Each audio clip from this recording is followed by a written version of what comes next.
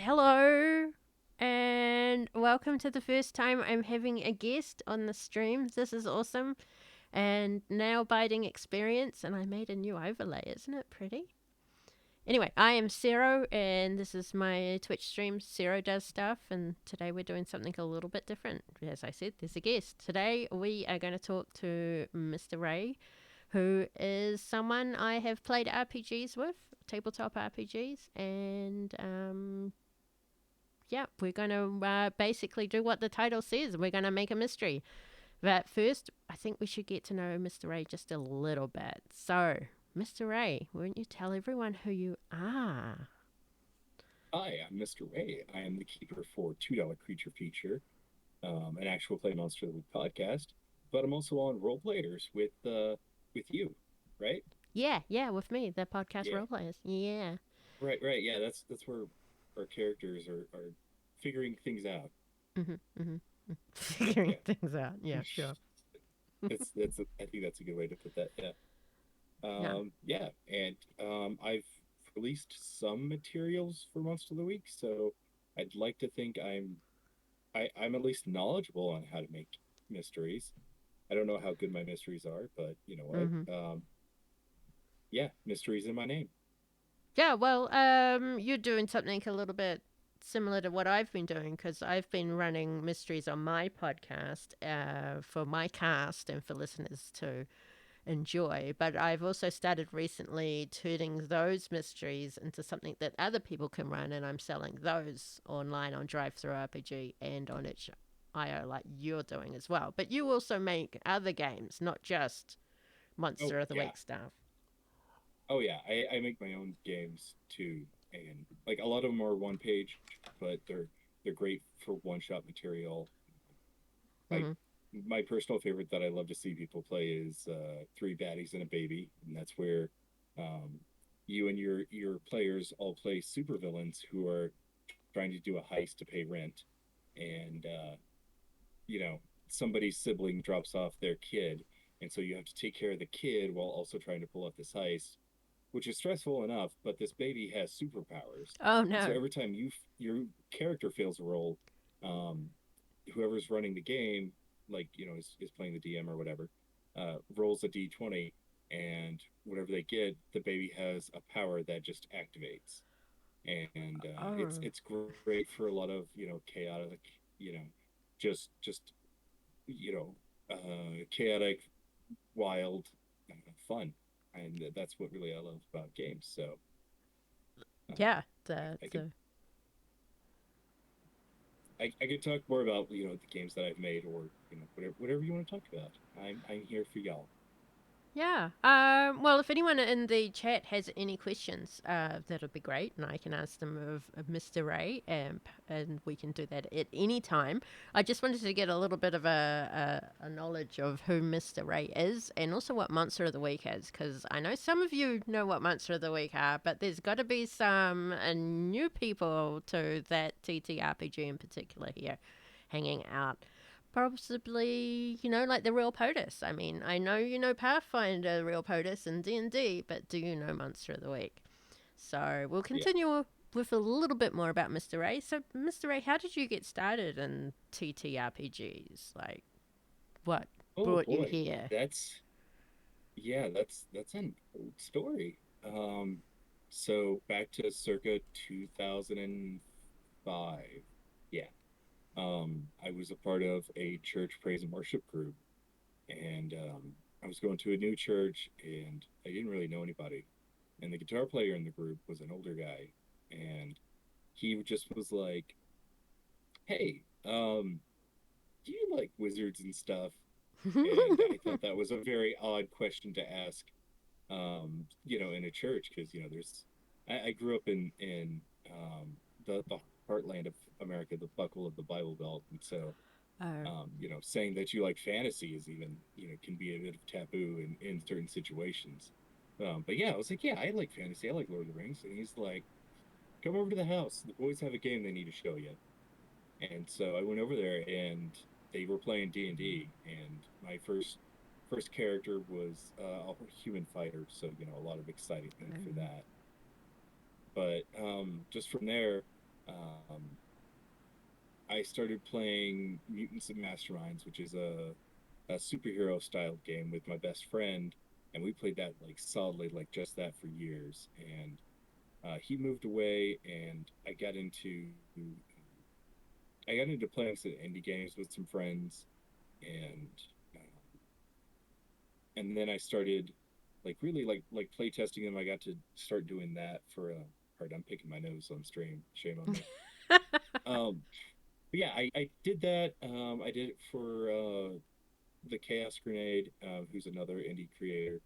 Um, and then my best friend, like I got started into like running games for conventions even, and like most people who ran games there would either do D&D or Pathfinder.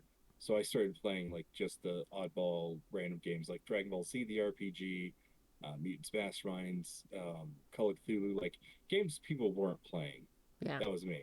And I invited my best friend to come and like run whatever he wanted to do because I knew he was getting into newer games. And like we showed up to a convention and like nobody came. So he and I we started playing Monster of the Week, and I really got into the game, and I just deep dived into it, and I started listening to Pest Control, which was the Monster of the Week game that Q Times had, and you could find it on their YouTube channel. I got to listen to that and really got into it, and from there, like things just kind of kept going. Like the pandemic started, and so I started connecting with people online, and we started making $2 creature feature, and that's how I got here.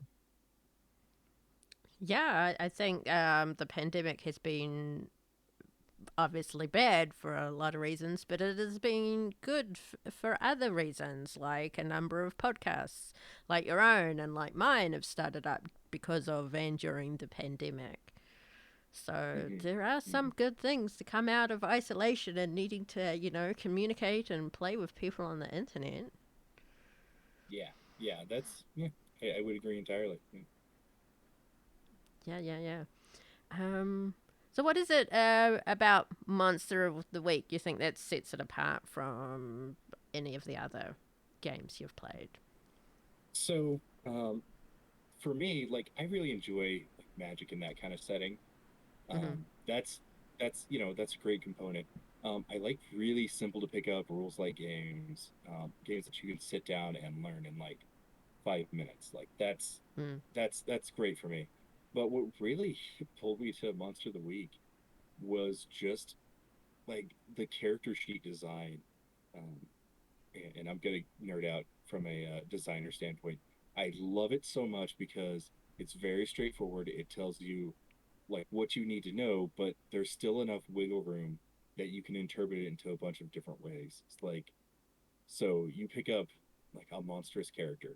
There Mm-hmm. are so many different ways to play the monstrous Oh that yeah. like yeah, I mean like you can definitely get two people who make the same character, but at the same time, like Shrimp and Crits did an episode of All Monstrous, and you had a living dummy, you had a were crocodile, you had a were coyote, and you had Tammy Joe, who's from $2 Creature Feature, who's kind of a she makes magic deals. That's I think the best approximation that I could come up with. Yeah. Last season on our show, Nye played kind of a gaseous creature that just inhabited a human body, like took over a Oh yeah. corpse. Yeah. Yeah. And yeah, yeah, and so like there's so many different things you can do with that. And like they have the initiate character, which is one of my favorite playbooks. And because you can do so much with it, you can have a very combat, like hand to hand focus character, or you can play a very mystical, magical character. I mean, there's just so much flexibility in the system, and for being so just simple, and I love it. Yeah, because the real POTUS just, he's never heard of this before. He thought we were going to talk about, monsters from D&D and Pathfinder, but he says he's now looking into it, and he says, oh, this is kind of like Buffy. Uh-huh. And he's now diving into the character sheets because you've just said how awesome they are. But it's like they start off like the archetypes, You've got the main Hmm. archetypes. You've got the monstrous. You've got a mundane person who you could play like Xander from Buffy, or you've got the chosen who could be like Buffy, or just like how Buffy was different from Kendra, who was also different from, I cannot remember who, Eliza Dish, who played as the other chosen. They were She was Hope. Hope. Yep, they all had very similar archetypes, but they also had very different personalities. But then to also springboard on that, you've got what are the other chosens that are out there as examples and kind of. Oh yeah. Let's see here. Some other good chosen ones. Oh, we were Um, corrected. JR, the hiker bear, says it was Faith, not Hope. oh, Whoops. oh right. I think Hope's Buffy's younger sister. I didn't get that far in Buffy, I'll be honest. Dawn But was in Buffy's Angels, younger sister, but yeah. okay. Well, I don't know who Hope is, so if anybody can tell me who Hope is in the Buffyverse, like you'll be my best friend. Maybe the chosen's the wrong example to use with this. What's another example? Um, You've got so I like taking shows that aren't even strictly supernatural and running yeah. them through this thing. Oh I see yeah. somebody in the chat said Peter from Fringe is crooked. Absolutely 100%. Yeah. You've got Smallville, one of my favorite shows. Clark Kent has a lot of chosen elements, but he's also a monstrous. Mm, He's got a mm, lot of weird powers.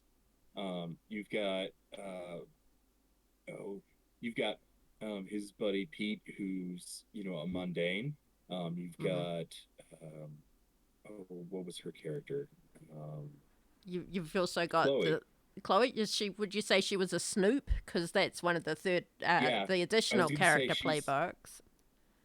she's either a Snoop or she's a Flake, like one of the two. Like Mm, she's got mm, elements of both. And that's something else fun you can get to is like when you start getting into archetypes of characters from TV shows, like mm-hmm. they fill lots of bills. Um, Yeah. Yeah. my wife's been watching Grimm lately, so you've got um, the main guy whose name I can't remember because I've been watching it passively. But the main guy, he's sort of a chosen, but he's a lot of weird things. Like his character is a definitely unique archetype, but he's got Monroe, who's monstrous, and he's very much that very mundane monstrous that I love seeing in anything. Well, like And then he's got Shrimp and his Crits is detective partner. probably the most mundane monstrous we see in podcasts. Hmm. Yeah, Yeah. yeah, Yeah. I would definitely agree with that. Um, somebody somebody is saying the expert. I JR is saying that for Peter, I think. I think Um, he might have been talking about someone else. okay, yeah, I was gonna say I'd say Bolter's definitely the expert or the mad scientist, which is a playbook that I very seldom see out there. But yeah. Mm, mm. And that's what I said. You start off with an archetype, but as you do your initial build of your character, they start off very much like the archetype, but you play it in the way you want to play it. And as you level up, which in Monster of the Week, you level up by failing. You get experience points by failing. So you learn by your mistakes. You can then take more moves that are either from your playbook, or I think you can take. There's a few different choices where you can take moves from other playbooks. So this is where you start Hmm. branching out away from your archetype into something different. So you are developing your character as they fail upwards, essentially. Yeah, they fail forwards. The only playbook that doesn't allow for you to pick from other playbooks is the gumshoe, and that Really? is yeah, yeah. Although if you listen to us on role players, like Adam the Keeper is allowed, like for me to take moves from other playbooks for Mm. Mal, which is my gumshoe that I play, because the gumshoe is honestly like the most overpowered playbook. If you play it right, they can be the most overpowered playbook because they're really good at detective work. They're very Mm. good at convincing people. They're very good fighters. Then they've got all these resources that they can reach out to who can investigate for them or give them a plus. They have a code of ethics that they follow that once they do that, they get better at like dealing with people, but more charming. Um, and it's just there's just a slew of things, and like even if you look at the combat side, like they can get more hit boxes, like as you go on, or they can like reclaim luck. Like there's a What? lot of good reasons to play a gumshoe. So Yeah, yeah. And I think that gumshoes are probably more something that they would be possibly the leader of a group, or maybe it would work for mhm. a smaller group, a smaller party who might have they might be working from a detective agency, so the other people involved are just either working in the detective agency or tangentially brought in because of the detective agency. So that's probably something a little bit more like, I don't know, I want to say Harry Dresden, but then he has that book series has quite a cast that goes outside of the detective things. But yeah, Dresden is Yeah. also something that would fall easily into the Monster of the Week Oh genre. yeah, Yeah. yeah. I've heard the Spellslinger playbook is supposed to be very Dresden-esque. Yeah, yeah, I can see that. Yeah. Wow. So should we talk about, what a mystery is when we say we're going to make a mystery? What is a mystery, Mr. Ray, in terms of Monster of the Week?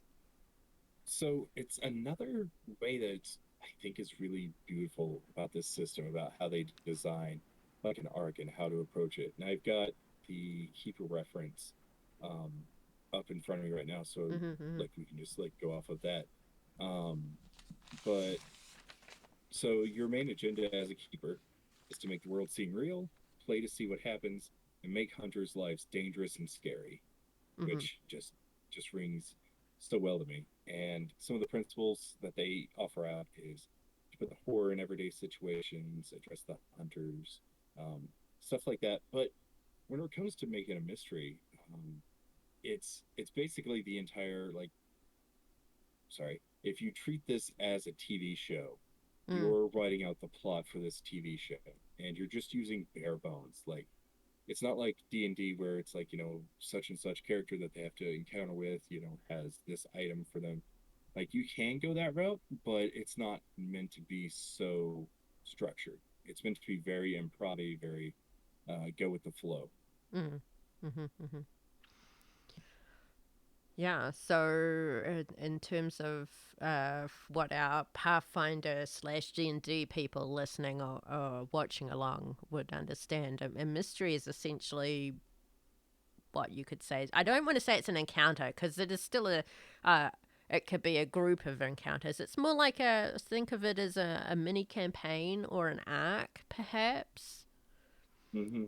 Yeah. So, yeah. Um, yeah, it's almost like um your monsters pointing at your players going 1v1 me bro.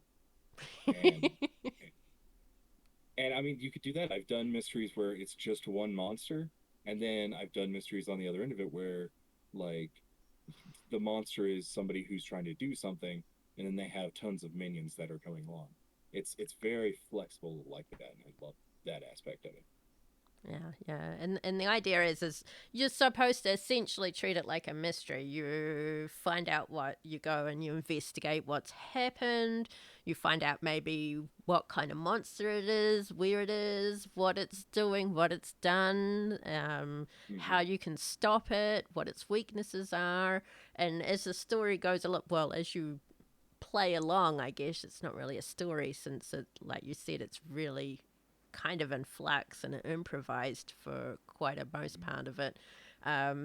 You encounter maybe minions or other bystanders, and then at some point the monster. Or the monster, really, isn't it? Because I mean, monsters can be human too, right? I've done that. Right, yeah. Yeah, same here. um I always just go off of like structures of what you see in TV shows. Like Mm, you've got this mysterious hook at the beginning where, and I usually like write a monologue to read for this, where something happens, just like you're watching it on camera, and then we go into the mystery where the players like are going about their normal daily lives, mm-hmm. and this mystery just sort of kind of crashes into their life. Um, and I mean, there is nothing to say that your players don't encounter the monster like within the first minute of them starting out. You Yeah. know, the chosen has a move where like they have visions or a bad dream of like what's going to happen in the next arc, and you can use that as a keeper to like use it as a plug. Like, yeah, they're having dreams about this creature, and you know they hear somebody screaming, or like they even see um what the event is happening. Like they did that in Angel a lot. Like um oh my gosh, my mind just went blank. I think they also did it on like Supernatural. I believe one of the brothers had visions, but I think a lot of people will say, "Oh no, he's more like the spooky, not the chosen." But like you said, the chosen obviously has visions too. Yeah. Um oh, my mind's just going blank, and I'm Hmm. trying to think of. But yeah, basically, like a big element in Angel was that the powers that be, like, give a character a vision, and they're like, "Hey, you need to go here because this is happening," and Angel goes dealing with that, or the crew goes dealing with that, and it's a Mm, very good way to kick off um, an mystery. And I know whenever I was an early keeper, like that always made me nervous. Like a character could do that, like get a night mm. in, but you kind of have to approach it with like you want your characters to figure out what's going on. You may not want them to figure it out right away, but like you can definitely like give them that hook, and you can make it work for you. Oh yeah. I just want to say that D&D and Pathfinder have a lot of can have a lot of role play in it if that's how the people at the table want to play it. But with Monster of the Week, I found that there is way more role play involved, at least in the games I've been involved in, than there Mhm. usually is. Yeah, yeah. D&D and Pathfinder, like I love the systems. You can do a lot of great role play with it, but also if your group just wants to go like dungeon diving and just fighting, and they don't want to worry much about characterization, you don't have to. In Monster of the Week, like you kind of have to because it's part of who you are, and like the whole goal is to make all of this seem ironically real, but there's still that supernatural twist to things. Yeah, yeah. And it's quite versatile as well because you can play it like it's a Scooby Doo type mystery, Hmm. or you can play it on the much more grittier end of things, like you're dealing with things like supernatural dealt with, or you can find something in between, or even mix it up and have your Scooby Yeah. Doo moments in the middle of your supernatural or your fringe or whatever. Oh yeah. I absolutely love like just seeing what weird stuff people do with the system. I know my mind keeps blanking. I apologize. That's okay. You've had a busy day. You were just running a Yeah. mystery of your own, weren't you, before this? Yeah. Oh yeah, we ran long. I did a 4-hour recording with Creature Feature. Yeah, it was Man, huge. We usually don't go that long. no. A lot of it was technical issues. Like we got an hour in of recording and like just lost it all. Uh, So it's been a little draining, but Trials of the Apocalypse. mm, They did a Monster mm-hmm. of the Week arc, and their arc was set in space, which, Yep. Yep. um, yeah, which that's one of those things you hear about somebody doing something, you got to kick yourself because it's like I want to do that. So, if anybody wants to play a space horror game with me, let me know. We'll hook something up. Yeah. But yeah, Yeah. you could do some cool stuff like that. I'd be very interested. I've heard people talking about doing like literally living in the apocalypse, and like, some sort of monster apocalypse, and humans are on the run and playing a game like that, and that also appeals to me a whole lot. So, Yeah, yeah, and since Monster of the Week is built on the Powered by the Apocalypse system, there are, if you don't want to do it from a Monster of the Week standpoint, there are other Powered by the Apocalypse games that are set in like an apocalyptic world, or they are set in space, so they have more of the tropes and the archetypes that are common from those kinds of stories in them. Like I believe Uncharted is one in space. Probably you could run it Firefly esque. I don't know if you can run it Star Trek esque, but it's something you can look into. And they also have something similar to Dungeons and Dragons with their, was it the Dungeon World? I think that's what that one's called. Yeah, Yeah. there's Dungeon World, which um I know one of the creators is a bit problematic, Oh, but yeah, that's um right. Yeah. the system itself is really solid. Like druids, like it's not that every class like isn't overpowered anyways, but druids especially have a lot of fun features. Like um oh, they get to a point where they can talk to everything. Like if you're in nature, they can talk to it, and they can turn into just about everything. They can turn into like forces of nature. Um, they can talk to trees. They can turn into trees. They can turn into any kind of animals that they've seen. It's really I think the big selling point of Dungeon World is that um, characters don't get stronger; they get more experienced, and so they learn to use their abilities and talents in new and exceptional ways. And Mm, that's the big pull I think for me whenever it comes to Dungeon World. yeah. Well, let's get back on to the topic at hand, though, which is Monster of the Week. So, you've written a few mysteries, obviously. You've written to your second season of your podcast. So, how Mm. is it that you approach making a mystery, Mr. Ray?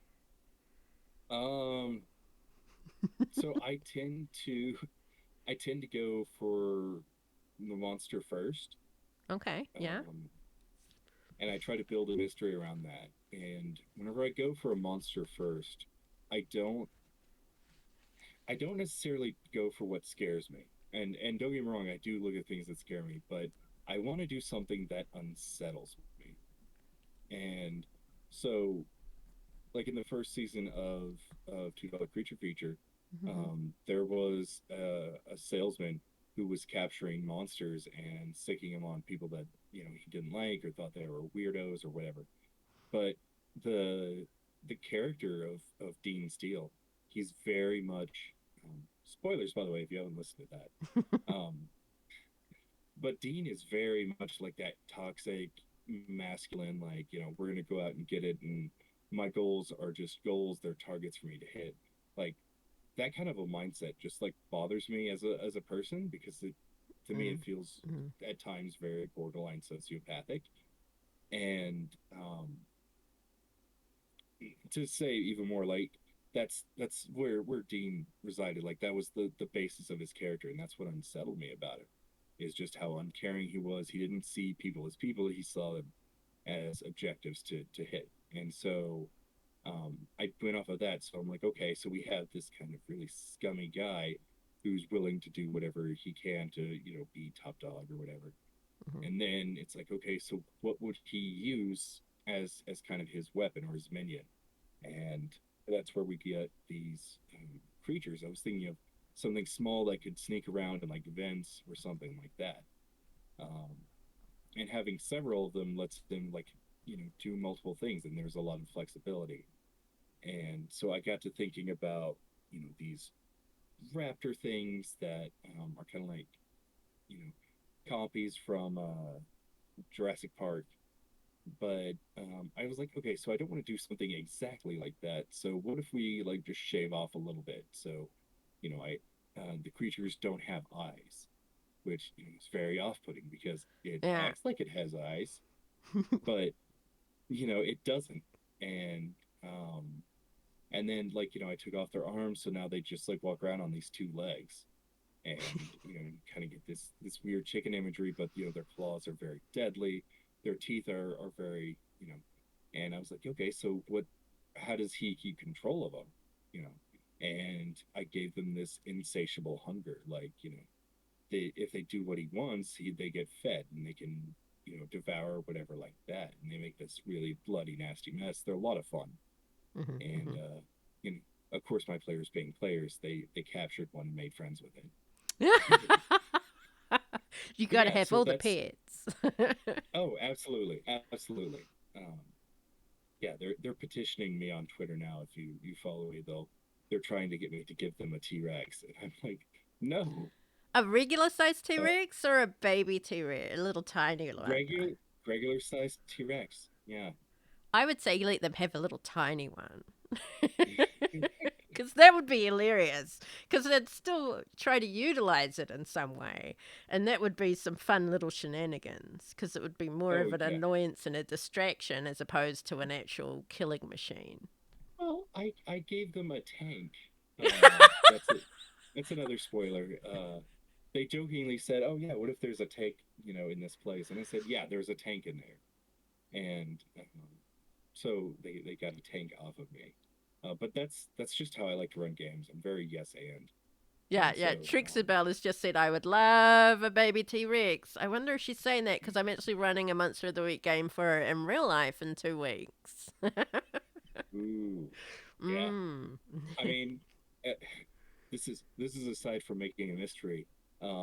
There are certain playbooks that give you the option of having a spiritual guide. Mm-hmm. What's to say your spiritual guide isn't like, a ghost baby T-Rex?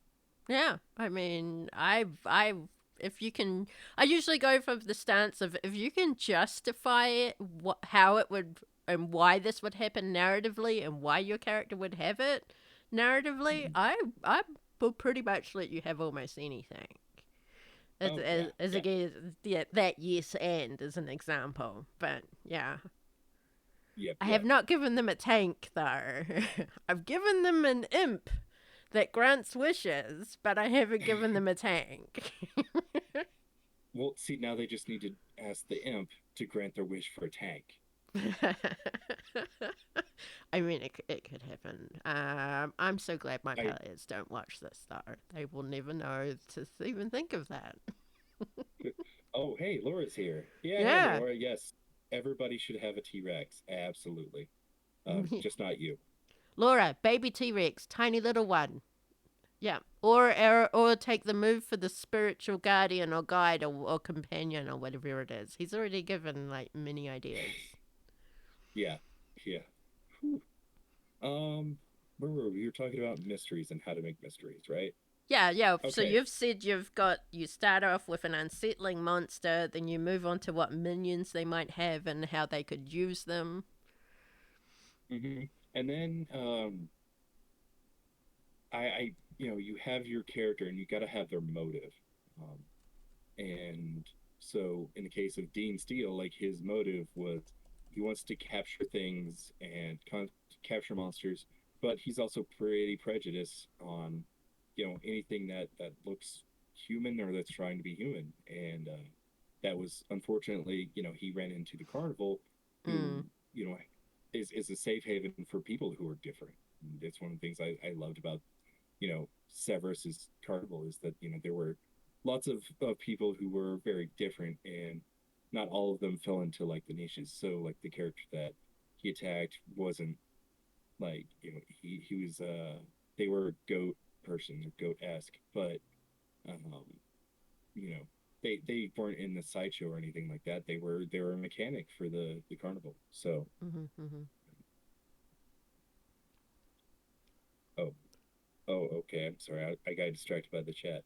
Yeah, Um, yeah, yeah. Laura, that's not what I meant when I said a baby one. I meant like a little mini one, like a tiny one you could put in your pocket, so you could use it as maybe a distraction or an annoyance, but it wouldn't be ooh, something you could use as a weapon. get get a toy of a T-Rex, and then you need to have Eric get you the cupboard from Indian in the cupboard, and then you put the T-Rex in there and turn the key, and then you have this little baby. Why am I telling you this? Because, we all love sharing ideas and they're just so much fun to share, right? Oh yeah, yeah, Persosaurus, absolutely. Um, So yeah, so what do you you, do you need after to you've found your minions? Where do you move to next? you gotta find the motive. What are they after? What are they doing? And Monster of the Week has excuse me, it has a very good um, like mystery creation stuff, it talks about the motivations of the monsters. So it could be a beast that runs wild, destroying and killing. You've got the breeder that wants to give birth or bring forth or create evil. Mm-hmm. You've got a collector who's trying to steal specific sorts of things. You've got a destroyer who tries to bring out the end of the world. You've got devourers who just want to eat people. You have executioners who are like on this righteous movement to punish guilty. You have a parasite that just wants to infest and control and devour. You have a queen that also wants to possess and control. Um, you have a sorcerer who wants to usurp the natural power or get unnatural power. You have a Mm-hmm. tempter who just wants to tempt people into doing evil. You have a torturer who wants nothing more than to hurt and terrify people. And then you have tricksters who love to create chaos. So Yeah. you want to pick out a good motivation for them. And then from there, you want to branch into what kind of powers they have, and if they have power, they have to have a weakness. Um, because according to the rules of Monster of the Week, you have to have a weakness in order to destroy the creature, whatever it is. So it's always best to find out what this monster's weakness is and exploit it as much as you can. Yeah, because also like in the TV shows and the movies that you see, especially in horrors, early on they might take down the monster, but because they don't know its special weakness or it has a phylactery or something like that, it gets up later and Mm-hmm. it comes back. And this is what will often happen on Monster of the Week, and that's why the weakness needs to be found out to make sure you, if you're intent is to kill it, you actually really kill it for good so that it doesn't come back. Yeah, exactly. Um, and that's something that I played with in one of the mysteries that you can get is that you can make these really weak creatures like that have maybe 3 or 4 health or harm as they call it in the game, and so they're really easy to kill, but they keep coming back because the players don't know the exact thing that they need to kill them. So that's always something fun you can play with as well when Mm-hmm, you're mm-hmm. creating stuff. Um, they're just talking in the chat about Real POTUS wants to know if he was starting D&D to get 3 books, the Master's Guide, the Player's Handbook, and the Monster Manual. What books should he realistically get for Monster of the Week? And JR has hopefully jumped in that there are only 2 books. That's not only 2 books that you should get, that there are only 2 books that exist, the main book and that of the Tome of Mysteries. But I just wanted to jump in there and say that you don't even really need the main book, which is the Monster of the Week book, the handbook, that was written by Michael Sands and published by Evil Hat Productions. I've shared the link in Chatty Box there, which has an affiliate link, so I get some money if you make any, if you purchase it. But even that, as long as the person who's running it has a grasp of the rules, the players don't even need a copy of their handbook. You really can just sit down with them, give them the character sheets. They can follow the easy instructions to create them, and then you essentially just start playing the game after you've worked out how the characters actually know each other. And Mm-hmm. you just, yeah, you set the scene as the person running it. They interact and do stuff and say what they want to do, and you tell them what they might need to roll in order to see whether or not it happens, or in this case, how good or bad it might happen, Yeah. and the consequences of that. Mm-hmm. Mm-hmm. Mm-hmm. And I will say, like, I want to give a shout out to Monster Hour because Quinn is probably one of the best keepers out there in the audio format of just being able to come up, and I'm sure this might be an audio trick, maybe, but at coming up with just great consequences of failed rolls out there. Mm-hmm. So if you're starting and learning, like, I definitely would have pitched Monster Hour to you. Um, but also, we were talking about Monster of the Week, the rule books and whatnot. Mm-hmm. Um, and I definitely advise like supporting if you can. If you cannot, Evil Hat actually on has like a section for Monster of the Week on their website that you can get. a lot of the you can get like the playbooks and the mystery worksheet and reference sheets and stuff like that, um, all for free. So if you want to just kind of dip your toes into it, you don't know if you're ready for the whole book yet. You just want to, run trial with somebody. Like you can check that out just to make up your mind for yourself. I Mm-hmm. think, and I'll link that in the chat if that's okay. Yeah, sure. If you've got a link, that'd be great because I haven't got any of these links because I did not think that far ahead. I didn't either. I didn't. Yeah. I have a lot of windows open. I don't want to really open anymore. Yeah, no, I understand. The computer stuff weird. Open more windows, make more trouble. So Yeah, yeah, yeah. Especially when you're screen capturing certain things. I'm like, yeah, I'm not opening anything new. yeah, no, I understand. Yeah, so I just put a link in the chat where you can find it on Evil Hat. Basically, all I did to get there was I typed in Monster of the Week free, Hmm. and like it was like the second or third link. Like I know there's definitely links out there to get the book and stuff for free, which I won't advise. Mm, I think it's a great system. It's worth checking out. It's worth picking up if you can do it. If not, there's should be more than enough resources there to get yourself started, hmm, and hmm. put it on your wish list. Put it on your friends. Give me this list. Yeah, like if you have a birthday coming up, it's $12 for the Exactly. PDF from drive through. I mean, come on. Yeah. It seems I can append affiliate to any of these links before I add to cart. Oh, that's interesting. Yeah, I have my affiliates for drive through RPG. So once you've clicked on one of my links with the affiliate link added, it should be good for like, I don't know, 24 hours or something. Anything you buy. Oh, that's nice. That's nice. Yeah, Um, I'm lucky enough to have one of the physical print copies of the book. It is great, and in a I only nice size too. It's not too ooh, big and unwieldy, and it's not hardcover mm, like you get with the big D&D books and Pathfinder. I have the PDF, but like someday it's that and the Tomb of Mystery are on my list to get print copies of. So um, it's just a matter of whenever I finally get around to picking it up and all that good jazz. Christmas present from my sister, Tome of Mysteries. Yeah, see, even I get people to Yes. buy me stuff for my birthday and um, stuff. I think you should be able to get a physical or print. I'm not sure. Does the drive-through have it? I don't know if Mm, they do. I think no. yeah, it's something you can It's might be able to find on Evil Hat. yeah, Have a you could look probably through there. definitely find it on Eagle Hat. I They distribute it, yeah. so Otherwise, the book depository might have it, which is free mhm. shipping. Or I know some people don't like Amazon, but I think Amazon has it too. Hey, Sam's Oh, here. this is Hi, the Sam. producer for $2 Creature Features podcast. Has joined the Yeah, chat. yeah.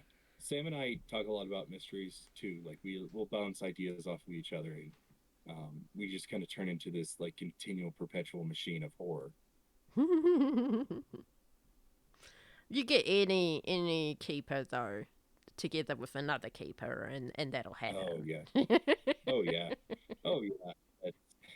It just turns into like flat out evil. Just like, ooh, yeah, that's a great idea. But what if you did this? And it's Yeah, um, yeah. oh, I talked about being a yes and keeper, but when it comes to plotting, I'm. But what if we did this plotter?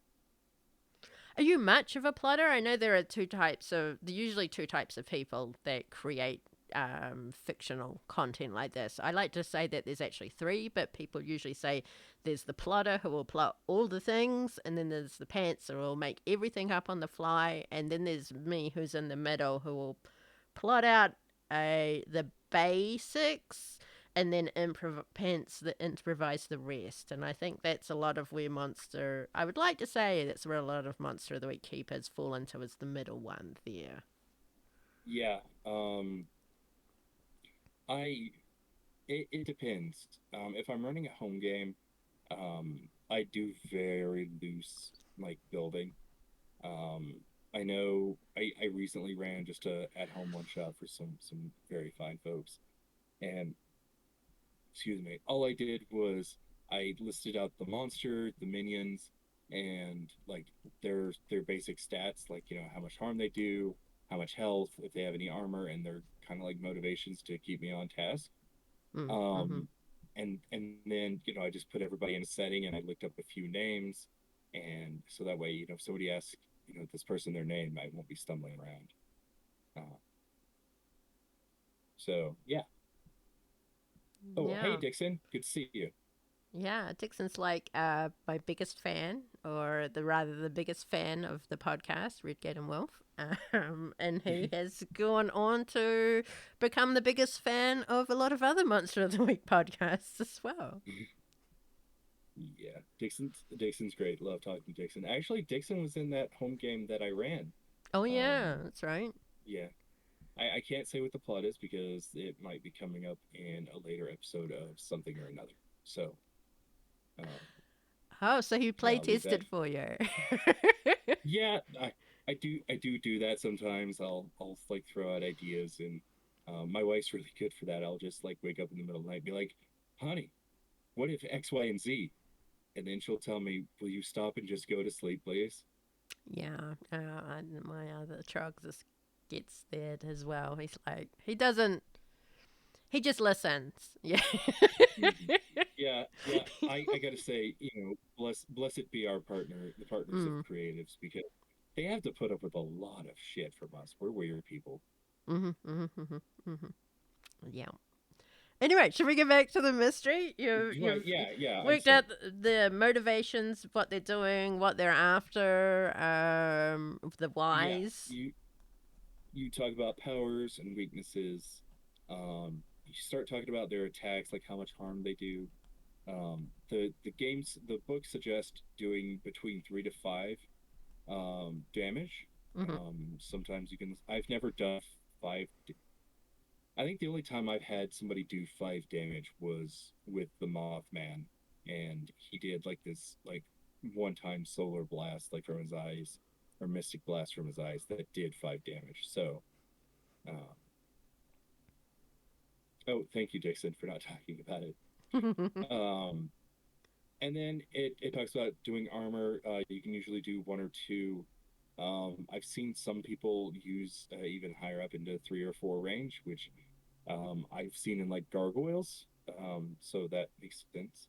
Harm capacity usually should stick in the 8 to 12 range. But like I said, sometimes like with monsters that are really stubborn, Mm-hmm. it's really fun to give them very low health, like 2 to 4, and Yeah, yeah. then they just keep coming back because they haven't been hit with the weakness yet. So that can be fun to play too, and it's very annoying for some players, especially like if you find your characters in a setting where you just want to throw a bunch of like little monsters at them, and it drives them just up the wall to where they say, "Why are there so many monsters here?" Mm-hmm, mm-hmm. And yeah, Swarms, and then you've got swarm tactics and stuff. So it'll yeah, take a exactly. lot of swinging around and swiping them out.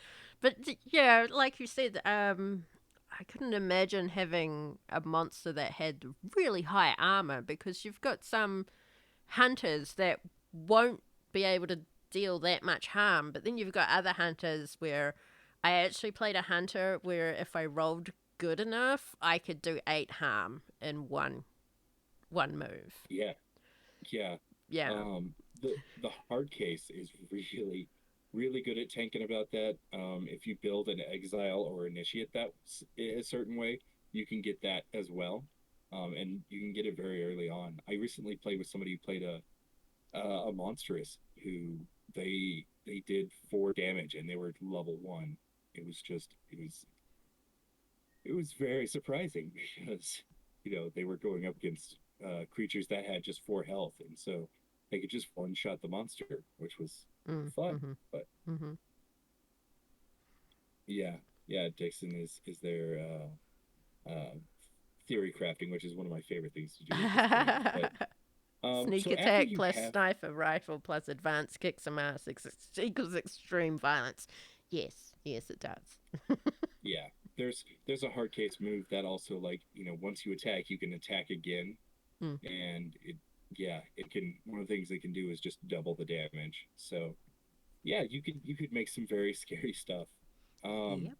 so once I get the monster made, though, I Mhm. go back to um, the countdown, and this is one of the things that I really love about the system is you have 6 steps to build out, kind of just giving you phases of like key events that your monster is going to do. Um, and if the hunters don't stop them, they're going to accomplish it. And so um, I can work backwards easier than I can work down. Oh, okay. So the way it's described in the countdown is you have day, shadows, sunset, dusk, nightfall, and midnight. And so midnight is what I'd like to start with. And it's just a good writer tip in general. Like if you're writing a mystery for like just a regular book, start out with the end game. What's the worst case scenario? And then you work backwards from there. And so um, it's uh, say let's go with like Stranger Things. If you're trying to make Mhm. a monster from the upside down, their goal is to um, breach into our world and take it over. Yeah. Like that's your midnight. So then Mhm. work backwards. What's the step right before that?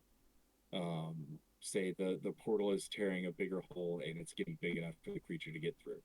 Yeah. Um, and then you've got your dusk, which is kind of starting to get into the mid range. So um, this would be like, oh, if we go for season 2, like they use William as kind of a spy, and so they get the military or the Department of Power to think, hey, if we all go to this one area, there's something important that the monster doesn't want us to see there. So basically, monster sets trap for the military, Mm. Mhm. and Mhm. then if you go back to the sunset up one, um, you know, you could talk about how Will starts drawing all these different this map of the tunnels, and he spreads it across the house, like or the map gets put together and spread across the house. And if you go back to shadows, um, you can talk about how Will keeps having these flashes into another dimension, and your shadows and Dave's can be even like very subtle. Mhm. Um, you can have your investigators like stumble across the tunnels that the creatures are getting under the city for, and Day, like from season 2 of Stranger Things, since I'm already on that, um, the Day step is somebody makes a call in about how their pumpkins are rotting, Yeah. and you have Hopper who went in to investigate, and he just fell through into the tunnels and like discovered that, and that's a great way to start it in. Yeah. So the beginning of the countdown is really the hint or the clue that something has started, or the first inciting event that then will lead down to the main what happens at the monster's end goal, what goes terribly wrong at this point. So you Mm-hmm. can. Mm-hmm. I find when I do it, I might start with the inciting event and the this is worst case scenario and kind of fill in the gaps in between. Yeah, kind of Yeah, pincer. yeah, yeah, Yeah, pincer in. Yeah, that, because I don't that's kind of work in a set order of things. I kind of jump around a little bit as the ideas come, and I tweak things and change things like that. So, but I do mm-hmm. like how you start with the monster and then just work your way down and ask yourself those questions of how these things would happen, and therefore what will this then come in. So once you've got your countdown done, what do you do Mm-hmm. next? Well, once you get the countdown, um, sorry, I'm about to sneeze and it's not coming. Um, Good. the the great, no sneezing on stream ever. Um, the keeper reference sheet tells you to start getting bystanders. Um, Bystanders. Yeah. but I I like to jump to like locations, Mm-hmm. and it's got several locations that are major. You've got the crossroads, which are to bring people and things together. You've got death traps, which are to harm the intruders. You've got a den, which is where the monster can hide out. Fortress, which is just to deny anybody entry to it. You've got a Hellgate, which is just creating the evil. You've got a hub, which reveals information. Um, excuse me. You've got a lab to create weirdness. You've got mazes, which help confuse and separate. You've got a prison to constrain or prevent an exit, and you've got wiles to contain hidden things. Um, so whatever you're building into your mystery, I always like to put in the locations next, and then from there you can get bystanders Yeah. who like can either help populate this or they really, um, in a lot of ways, bystanders are what can make or break your world. And if your goal is to make it more realistic, I feel. So yeah, you get your bystanders, your people, which you have some fun ones like the busybody whose job is just to interfere in other people's plans. You got the detective who just like is there just to help the hunters rule out like things. So you can use the detective to kind of guide your characters like closer to the direction they need to go. You've got helpers who just want to join the hunt. You've got innocent bystanders who are literally just there to do the right thing. You've got officials who can be suspicious. You've got skeptics who are just there to deny everything. Victims who put themselves in danger, and witnesses who reveal information. Um, and using those, like it's a lot of fun because the players don't know what kind of bystanders you're using, Mm-hmm. so you can use a skeptic. To you can have a detective be like a literal like police detective or police officer to act as the skeptic. So you can use that in any sort of way. Um, Meanwhile, you can use medical staff in the bystander role of detective. Um, Mm. I always like one of the things I really like to do, and I know a lot of keepers don't prep for this, is I like to go to morgues and talk to like health. I was gonna say health inspectors, but health specialists. Yeah. I love doing that because they usually have some kind of information to reveal about everything going on. So So you were saying in real life you go to talk to these people to find out information, or well, you? from the perspective as a player, if I ever play Yeah. in a game, yeah, that's one place I like to go. Oh, you mean in the game? Okay, yeah. Sorry, Yeah, in the I'm game. easily confused. If you haven't worked this It's one out okay. yet, I It's okay. require more context. Yeah, yeah. Okay, yeah. Um, so do we want to build a mystery here? Yeah, I think we should. I don't know why I wrote down locations twice. That's so funny with my own note taking. So I think what we should do is we have a Google Doc set up in the middle of the screen here that we can work on, Yep. to follow the basic premise or the process that Mr. Ray has lined out here for us. So we're going to start with a monster, right? So we'd like some audience participation here. What do you guys suggest we? What kind of monster do you think we should start with to make this mystery? Yeah. Do you all have something that really unsettles you, something that bothers you? Yeah, and like, Like I said, yeah, I was going to say, like Mr. Ray said in his example, he used an actual human being as the main monster, but we can use a more traditional monster if you guys like. Just try to avoid Dracula or the really obvious ones. That'd be great. What have we got here? Cranberry Crit says, I've always wanted to create a mystery that basically flies off the serial number of, what is this, Babidi trying to awaken Bobbity. Margin? Yeah.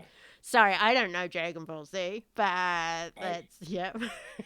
Yeah, so on Dragon Ball Z, you have this space wizard who his father created this monster that almost destroyed the universe, and the gods at the time, the Supreme Kais, like put Boo inside this magical container, and so Babidi shows up in Dragon Ball Z where he's almost uh, released the energy that needed to open up the canister. So that would be a really good Monster of the Week scenario. I'm seeing stuff talking about oh plant monsters, which would be great. Um, Dixon suggested a dryad or a thorn monster. So I kind of like the idea of if we take a dryad or a druid Mm-hmm. who maybe they're upset with the world for some reason and By they world, want I to think you create mean humanity, right? Let's be humanity. honest here. Yes, Yeah. yeah. Let's yeah. So let's go with that. Like they're a druid who is upset with the machinations of humanity.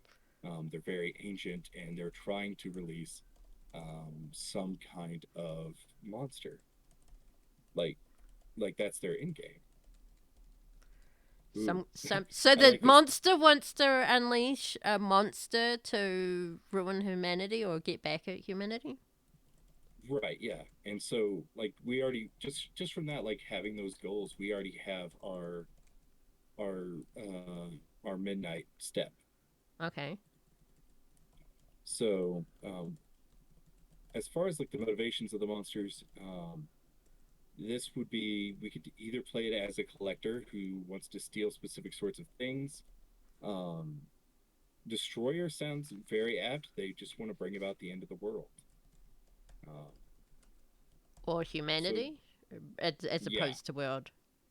right, yeah. I'm sorry. The book says to bring about the end of the world, Yeah, and yeah, yeah. we definitely have different filters for how we could interpret that.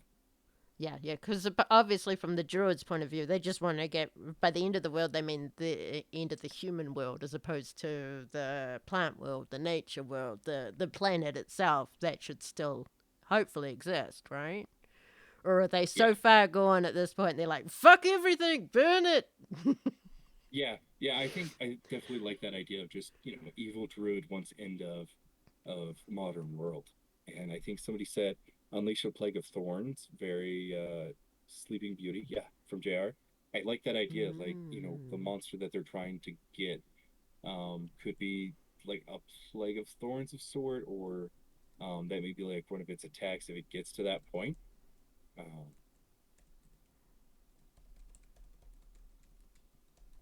Yep.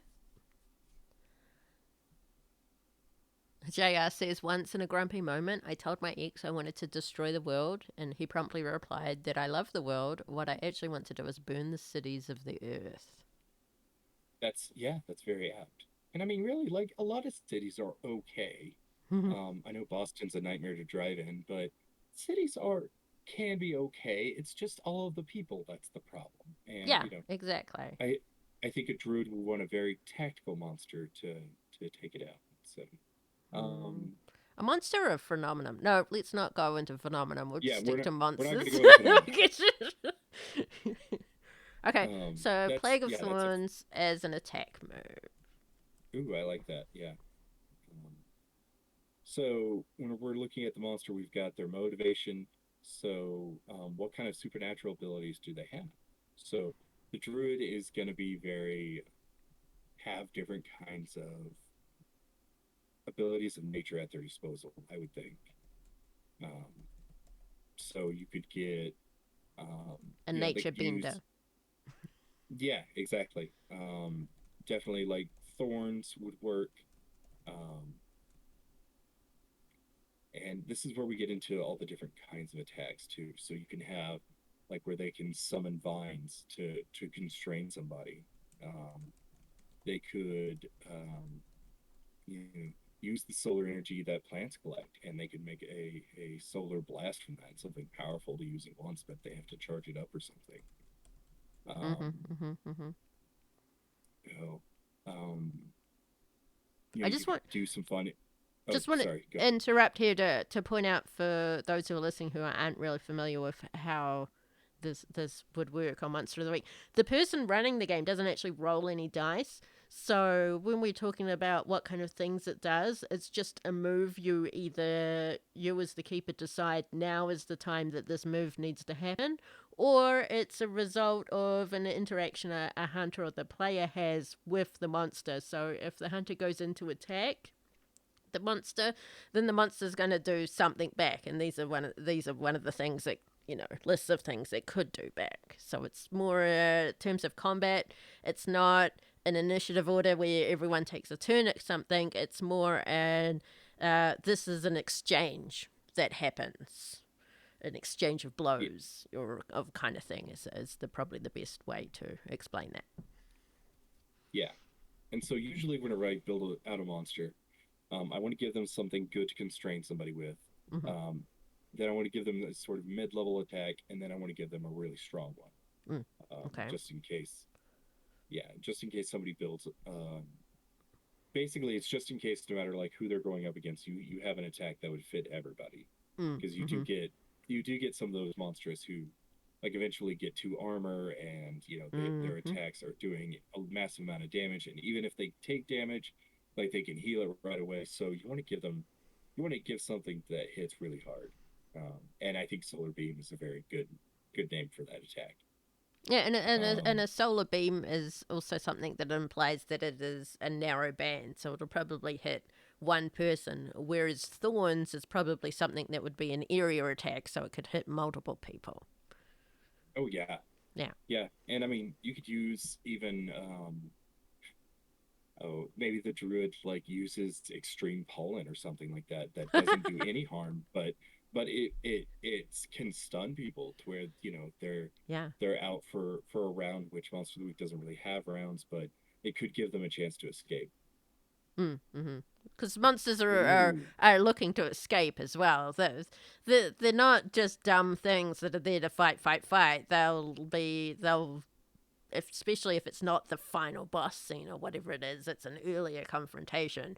You want them to maybe slip away or make an escape Mhm. or maybe die but not die kind of thing. So fleeing is always an option. Yep. Yeah, very much. I see somebody suggested use pheromones to create acolytes or hypnotize bystanders. That would be a great way to get your minions in as well. So they could definitely use that to sort of. I know some mushrooms have that zombie effect to take over ants. I Yep, mean, it yep, could be yep. something that they use to take over um, people in a pinch. I see little leaf golems, so I like the idea of like little leshies running around, um, helping them as well. Although Some minions. I think So, leshies are supposed to be like good spirits, but I can definitely see like leshies getting turned for this. oh yeah, totally. Especially if you argue, the druid argues, but humanity is the problem. We need to save the world from humanity. So Hmm, it's all hmm. about perspective and point of view and everything, isn't it? It's all relative. Yeah, yeah. I mean, and we only know of leshies from folklore, and back then, humanity wasn't that big of a problem, and so there's always that twist where it's like, yeah, what we know about them is from a long time ago, but where are they now? Why haven't we seen very many of them now? So Mm-hmm. that gives very good motives to that. So we've got some pretty good attacks, I think. Um, what about weaknesses? What would make this druid very vulnerable to? What jumps out to me immediately is fire. Like they definitely Yeah. wouldn't like fire. Who does like fire really? It's a pretty good weakness all Salamanders. around. Yeah. Wow. True. Yeah, the big bad evil guy isn't really that evil. It's Yeah. just a matter of perspective. Very much, Dixon. Very much. This is true. Even from the point of view of the bad guy, they believe they're the protagonist, right? Yeah, exactly. In their own Oh, story. Weed killer. weed killer. Yes. Yeah. Giddy up 409. Yeah. Cold would be a very good one too. Yeah.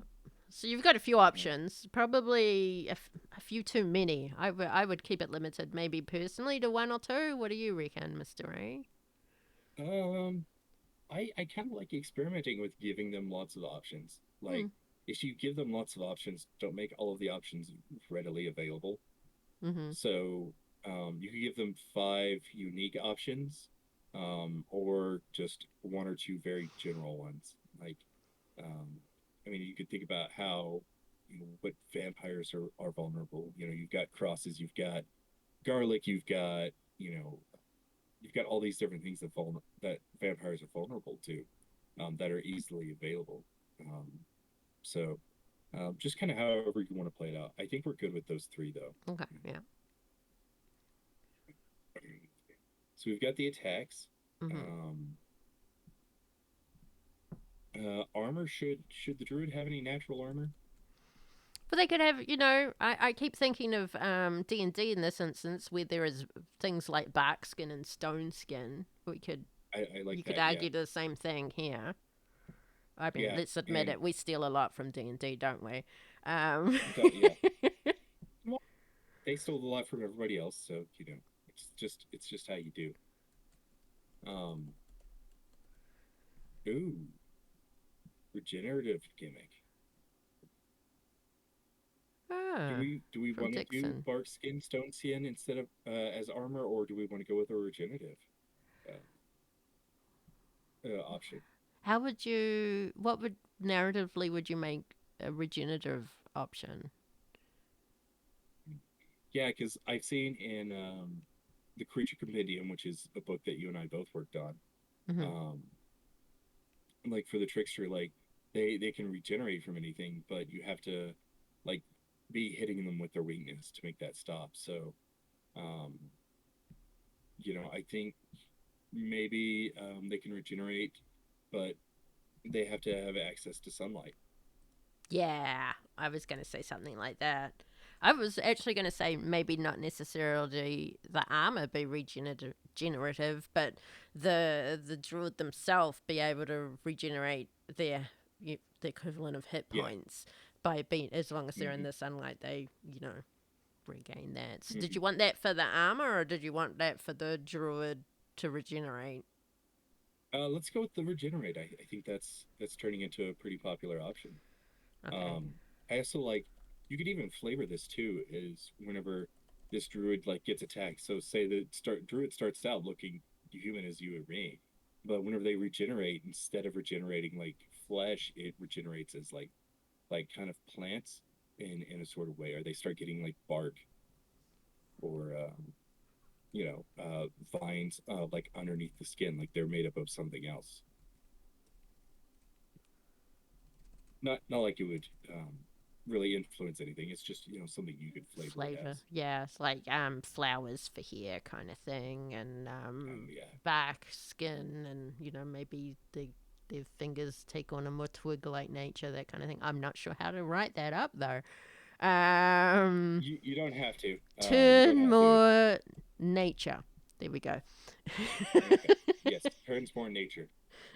Um, yeah, I'm just now starting to think this druid would get along really well with Meadow. I think anything not quite human would get along with Meadow, to be perfectly That's very honest. fair. Meadow Making a gets along well reference. with a lot of humans too. Let's be honest. She does. Meadow loves everything. Just for reference, Meadow is an NPC, a bystander from my podcast. Meadow is into free love. And the weirder Yeah, you that's are, the more she loves you in the moment. yeah, that's a good way to put it. You So don't how even have to much be health human. should? Oh, Since it can regenerate, I don't think it really needs too much health. Especially if we are yeah. also giving it armor, like bark skin Uh, or whatever. yeah. I know a normal human has like most 7. hunters have 7 health. Um, so I would be fine with 10. When we start getting into 12, you start getting into the bigger, hardier monsters. So I think Mm-hmm. 10 would work well. I don't know if the real POTUS is still here, but this is something that people from D&D and Pathfinder who move into Monster of the Week find, is they freak out about the fact they only have 7 hit points. Hmm. Yeah, yeah. Oh, Dixon said, what if the armor is kind of a second phase? So maybe once the regeneration happens so much, like then they start getting like The this, bark skin. like they're, yeah, Yeah. Oh, that could I be like that. interesting. So, like, they might only have so many uses of regenerate before that bark skin turns Hmm. in. That gives them a bit of a limitation, Like they're not always able. Yeah, yeah. Otherwise they might be a bit too OP. That's okay though. Like if they're a little bit too strong, like that gives the hunters like to do something different than just bashing your action figures together. Okay, well that kind of makes it like they've got zero armor initially, and then later on the bark skin kicks in as one armor. Is that what we're saying? Hmm. Hmm. You could also use that as a weakness, or to change up the weaknesses. How so? Um, well, that was a suggestion from Dixon. So, Yeah. So Dixon, um, please explain. Maybe the regeneration expires when they become more nature and it switches to armor. Oh, okay. okay, But that that makes doesn't sense. that does I still don't understand how that could be the way. Oh, that would mean that they would then be more susceptible to fire or the weed killer or cold. Is the Yeah, Gotcha. yeah, See, I just needed to that catch works for up in me. the thinking. Yeah, Okay. yeah, okay, yeah, that makes sense. That makes a lot of sense. I like that.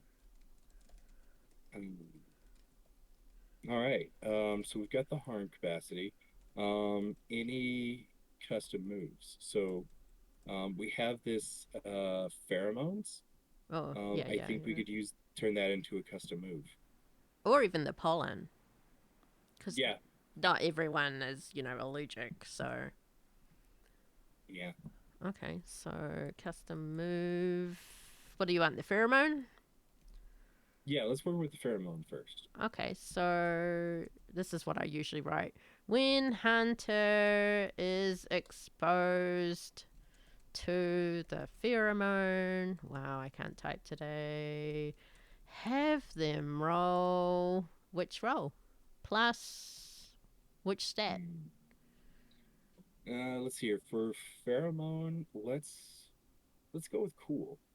That's what I usually Cool. use whenever it's a like a counterpart to something that's being charmed because you're gonna lose your cool. Ah, good reasoning. So this is where those things where the rolling and a stat comes in. So and also the level of if they pass or fail. So anything 6 and below is an outright miss, which means they will totally be susceptible to whatever the pheromone does. If it's a 7 to a 9, then they kind of succeed against it, but there's some kind of detriment. And if they roll a 10 or more, they are totally not having any issues with this pheromone. So, how do you want Yeah. to? So the way I usually go with it is like on a 10 plus, they can be like totally unbothered by it. And depending on how you want to roll with it, they're not bothered whatsoever, or they're just not bothered that time. Yeah, yeah. So And the move you usually see in D&D where like it's if it's the harpy's song or something, once they've heard it and they've rolled against it and they're fine, they're immune to it for the rest of the day or whatever it is, that kind of thing. mhm, yeah. And then on 7 and 9, I like to give the option of you succeed, but so you Mm. succeed, but you have a -1 on any interactions with the druid, or alternatively, you can choose to fail and get 1 experience. Ah. I always like to, whenever I do the 7 and 9, I always like to dangle that option of getting experience because, players love getting experience because who And doesn't? it also means that they've chosen to fail, so then they can role play out how that fail happens and Hmm. Yeah. yeah. And then on a 6, you become a thrall until Ooh. somebody shakes you out of it, or you follow one command from the druid. Mm. And follow one command from the druid. Nice. I think you might want to scroll down just a little bit. Sorry. Yeah. It's all right. Um, yeah, and I think the other one, if we wanted to talk about the pollen, um, Sure. you can make it a tough roll. I know JR said entanglement, uh, so that could be one for sure. I usually like just to use entanglement as like as a natural like restraining attack, and then like the players can just like get their way out of it normally. So it's a zero harm move. Yeah, so it just takes them a wee while to whatever. Oh, I was gonna give okay, never mind. I see what you're doing. Never mind. Ah, copy paste, man. Delete stuff. You copy paste.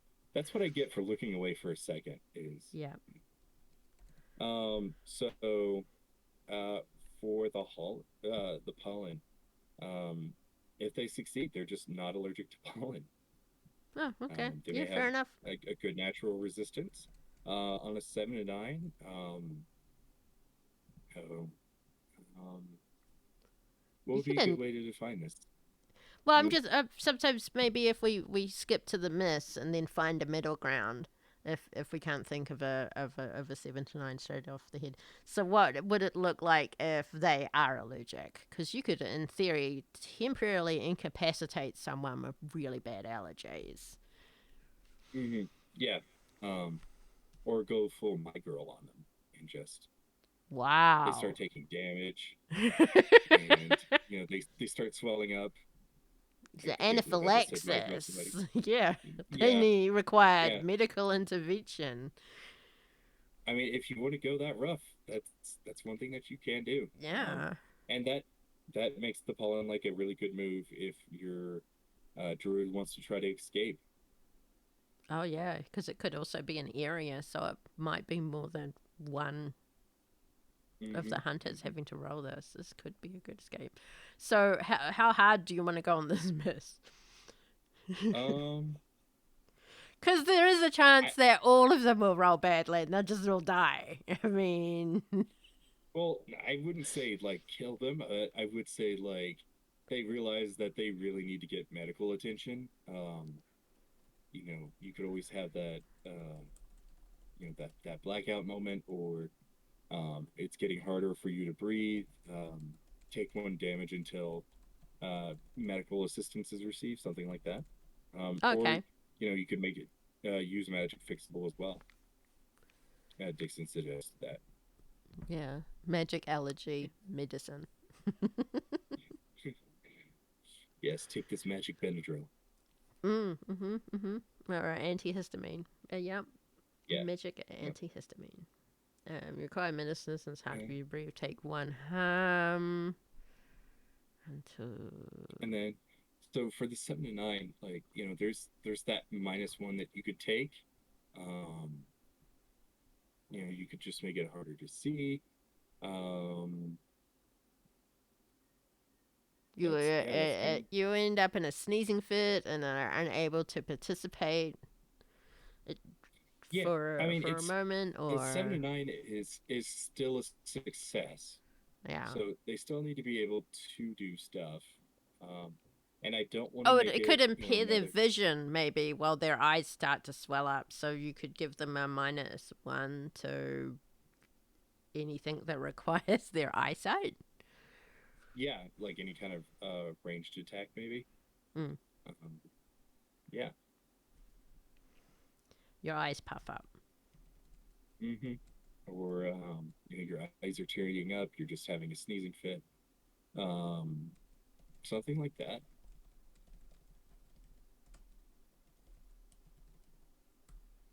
-1 Visions. to act under pressure would be good too. Oh,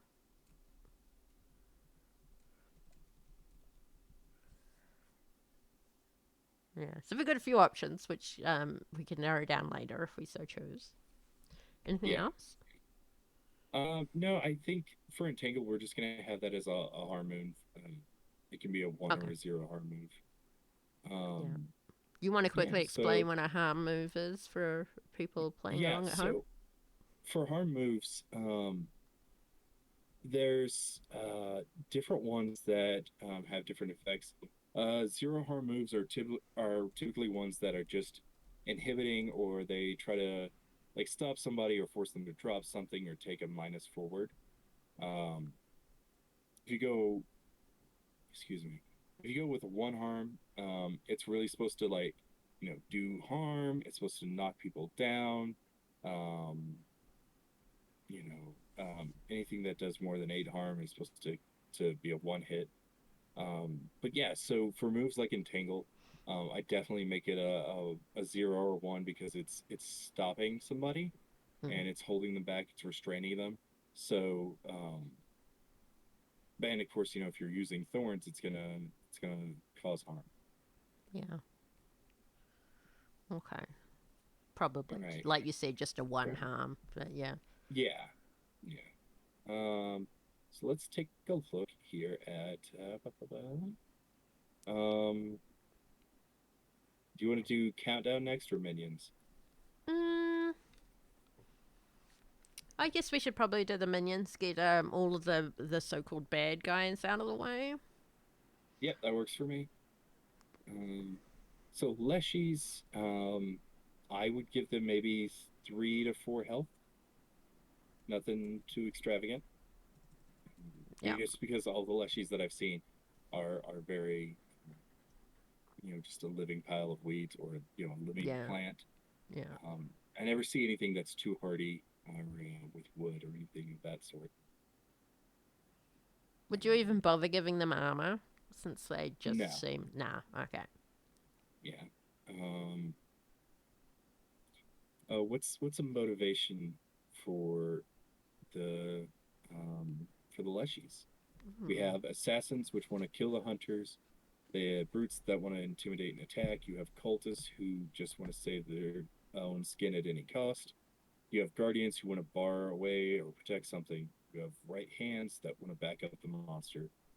Plagues that want to swarm and destroy. You have the Renfield, which is to push victims towards the monster. Scouts, which stalk, watch, and report. Thieves who want to steal and deliver to the monster, or traitors who want to betray people. I think there's a few options here, honestly, for the leashes. It depends on what you want to use them for, but I would say they could be good as guardians to bar away or protect something, especially if they're trying to keep you away from the master. The master monster is trying to unleash the bigger monster onto the world. Or you've got Mhm. right hand, and that's just to back the monster up, which is not probably not.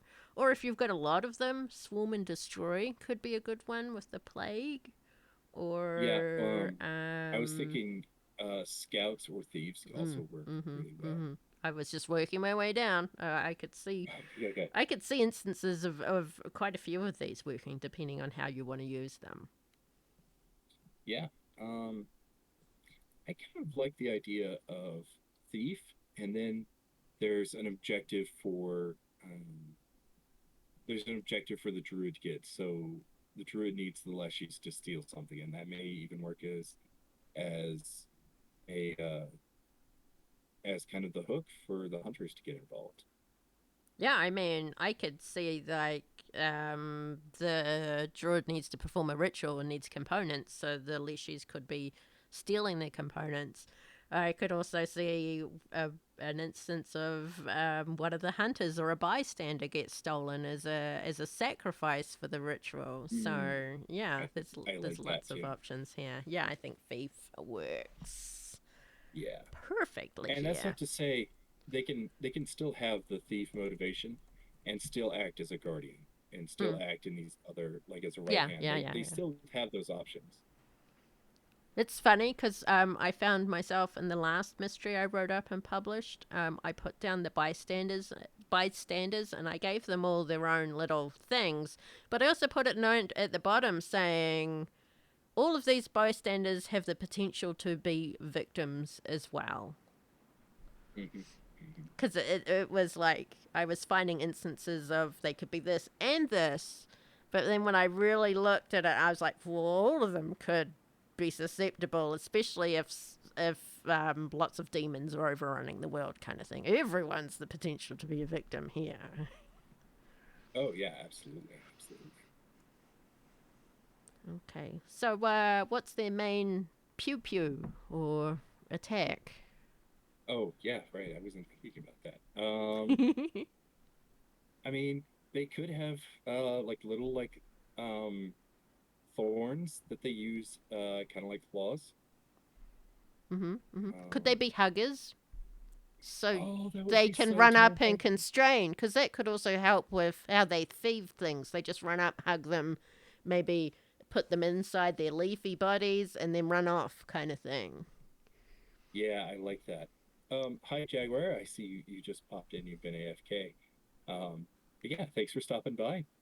Yeah. Yeah, no, I like the idea of these leshies. Like even like they have like kind of a flower face that whenever it blooms open, like on the inside, it's just got like this like circular mouth, kind of like a worm from Dune, and it's just got all these like rows of thorn teeth Thorn teeth. that you can use Nice. to like latch onto something, and it like you ooh, shillelaghs, cranberry, off the Cute top about cranberry crit. flower faces with sharp thorn teethies. Oh, these are so adorable. Cranberry crit sends the shillelaghs for tiny beatings. Yes. Oh, yep, yep. Add those in. Oh, a whole lot Um, of shin hitting. yes, yes. Oh, they're so adorable. Um, I actually gotta want to get art commission to this. Oh yeah, different Uh, flowers too. That's how they get told apart. So it's one's called pansy because they've got a pansy flower, oh, and there, yeah, there's lily and hmm tulip and yeah, rose and then and there's sunny. gerbera. Um, Get really weird. um. Oh, okay. So, do you still want to do the mean hugs, or do you want to just Oh, we up to you. We've got a few options here. We've got tiny beatings from shillelaghs, cute flower faces with sharp thorn teethies, and vine hugs. yeah. Let's do the vine hugs. Do two harm. The shillelaghs can do one for just the tiny beating. Um, and then the short sharp flower faces. I mean, if they get close enough to do that, like that could be a three harm move. Nice. Fairberry Crit said they're like Well, that different color Yoshi. I love that. well, this one's obviously intimate with the teethies. Hmm Shillelaghs would I, be hand or close. I will admit that I am very bad at doing the tags for moves for Oh, I monsters. only do it for the publications. Half the time, Oh, okay. I'm just putting it in to make it to show people who are watching how you might work this in. Vine Yeah, that's hugs, intimate or close? I think it's very intimate. Yeah, very intimate. I mean, it's as I much put in some funny little things. I think I have literally put in Teefies as one of mm, my minions attacks in one of my published mysteries. So I get a it's little tiny bit cute and silly, but for the most part, not. Yeah. Dixon says oh, adorable right until the mouth opens, like the little guys in Galaxy Quest. Oh yeah. absolutely, yes, absolutely. And that's something I love playing with is just, very adorable, very creepy creatures. They're so much fun. Um, yeah, so I think we've got the minion pretty well squared away. Yeah. Um, all right, so let's go to the countdown. Yeah, so we've got Uh, midnight. yeah, so what the day is basically what you start out with, and it's supposed to work as a hook. So for day, um, and I'm using your method to think this out. Um, Mhm. let's say the town has a very rare flower that like maybe blooms once every 100 years, and it goes missing, and it could be it's a component of this ritual.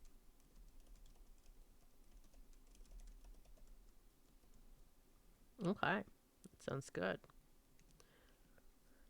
Ooh, yeah. Cranberry Crit said that there could be a magical item on display in a traveling exhibit that the druid needs stolen for the ritual. Mm. Mm, Mhm. Mhm. Well, I that think could work. the rare flower blooming also meets that a similar kind of requirement. Yeah. There's a rare plant at a local botanical garden. Um, there's a plant from the Amazon that's really rare that has been moved to this area, and it's on exhibit because humans love doing stuff like that. They love taking stuff from where it Mm-hmm, belongs and mm-hmm, putting it in mm-hmm, places where it mm-hmm. doesn't belong. Yeah, yeah, that's how you get Egyptian obelisks in London, Hmm. in Yeah. France, and right. Hey, hey, Museum of London, how did you get your stuff? Uh, Uh, keep walking, keep walking. we're walking, we're walking. Did you want to change day at all, or should we just leave it as that for the time being? I hope you guys can't hear the Um, rain because it's pissing down here. oh, I hear it. Yeah. Yeah, they could last time it rained too. Sorry about that, guys. Can't turn that down. Wish Um, it could. I mean, we could use the shadows, and the countdown is just a different item for the countdown. Oh yeah, So yeah. A different item yeah, goes missing. Okay, what else? yeah. Um, ooh. We could move the rare flower down to shadows, Because I and just saw what he wrote too, what Dixon wrote. yeah, Dixon wrote. Yeah, I The really like that where there's a plant triggering stolen event, the from. inciting incident. Yeah. Yeah, like okay, this is the last straw. Now they've gone too far. Okay. Meanwhile, everybody else is like, "Have you seen the global warming?" And Druid's like, "Yes, have you seen the global warming?"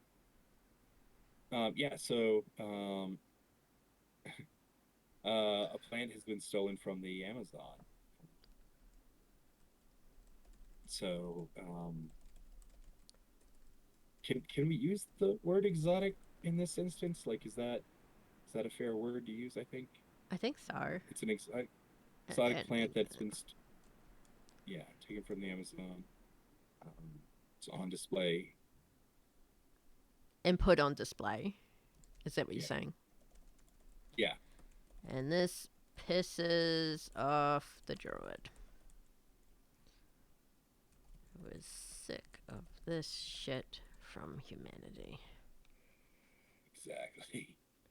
I wouldn't write Um, shit in my published mystery, but totally hey, this, would for my podcast mystery. Yeah.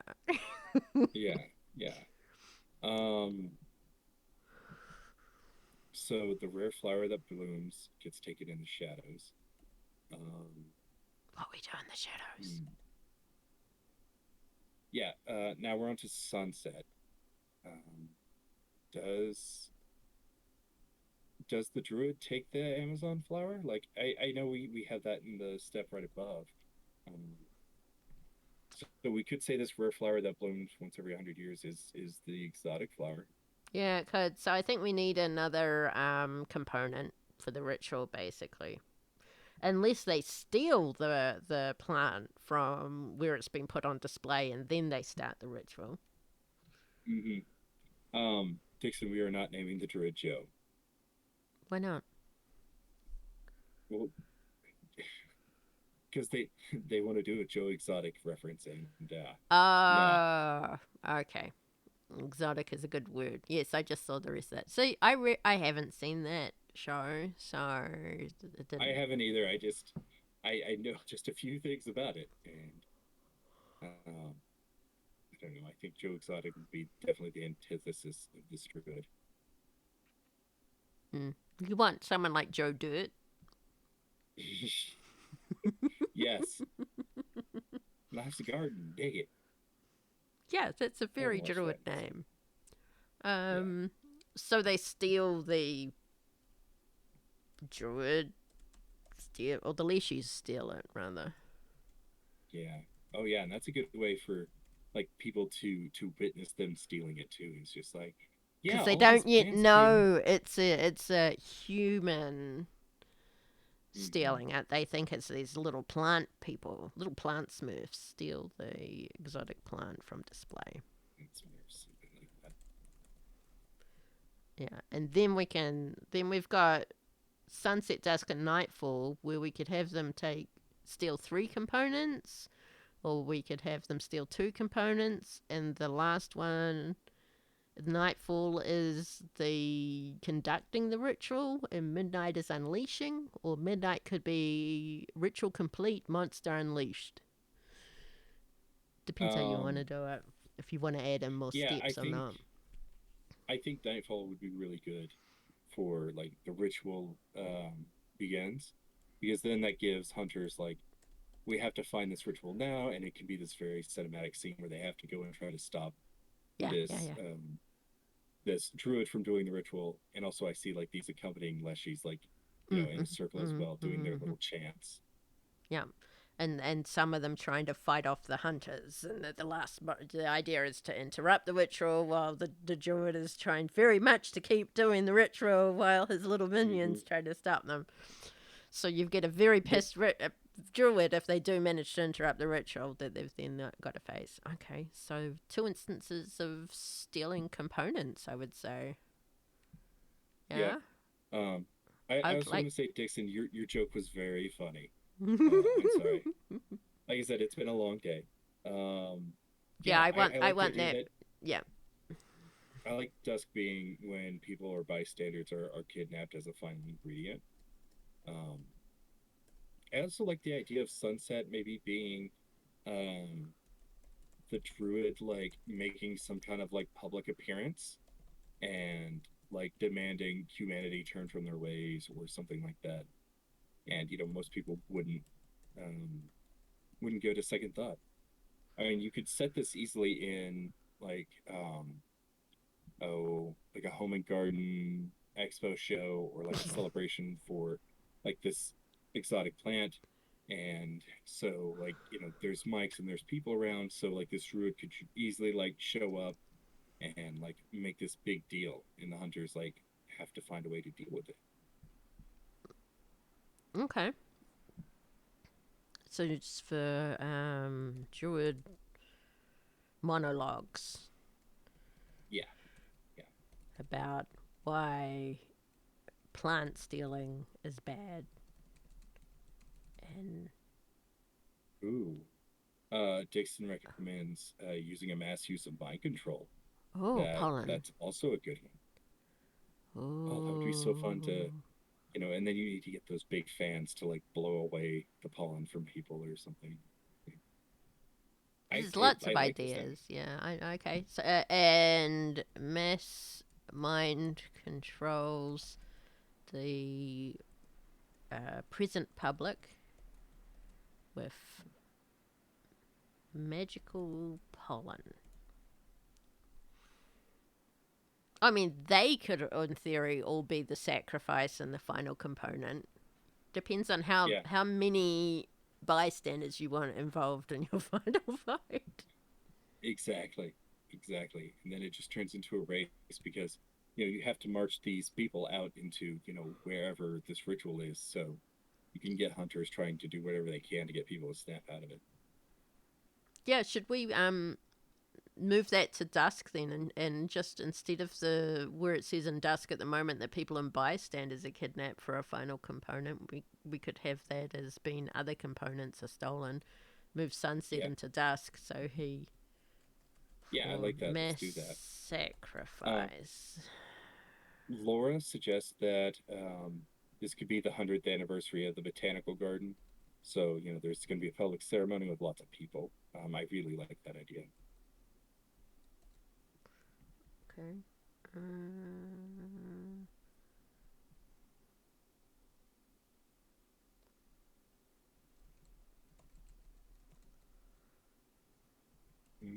Let's see here. I think we have a pretty good.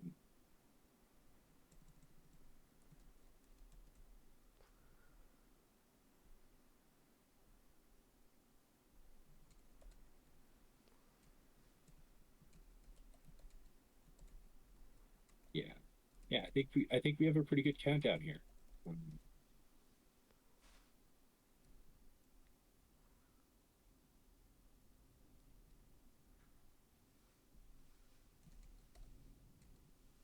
I think that's some thunder. All right. Locations. Location. so I think the 100th anniversary. for the botanical garden. So Definitely works as a good crossroad. Um, gardens. Yeah. yeah, and I don't know how many Crossroad. other places do it. I've always lived in a small town, and so we usually use like the town expo center or something like that. Um, Botanical Not. garden. Well, okay, you know what? That makes perfect sense. Use Yeah, it's botanical gonna. gardens.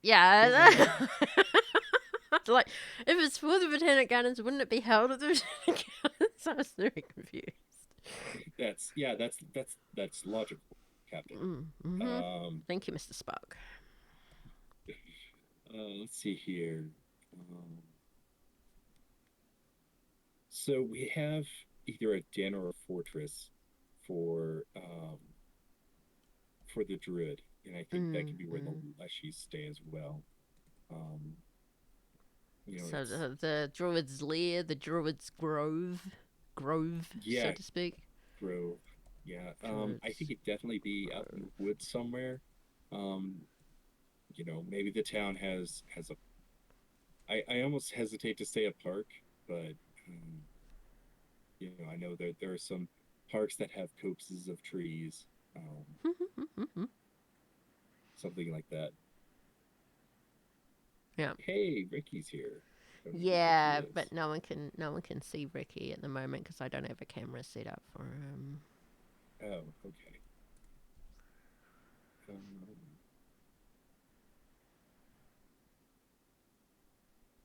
Yeah, Ricky's my cat. okay, okay. Thank you. Sorry. Okay. What's another location that we can have for this? So Somewhere there's a where they could get information, maybe, or I don't know if yeah, there would be yeah. information. That's a hub, or Yeah, that's what the game calls a hub. So what's a good place for a hub? Um, I know, like in small towns, like if you want to pick up gossip, there's always the breakfast cafe or the or the donut pub. shop where I Yeah. grew up, where everybody who's over a certain age hangs out and talks in the morning and drinks their coffee. So there's that. What did we Um, decide the Druid's Grove was? It was a den. yes, Okay, so hub is breakfast diner. That sounds fine, doesn't it? yeah. Dixon suggests amending Sunset to where the minions attack a place like a paper mill or something.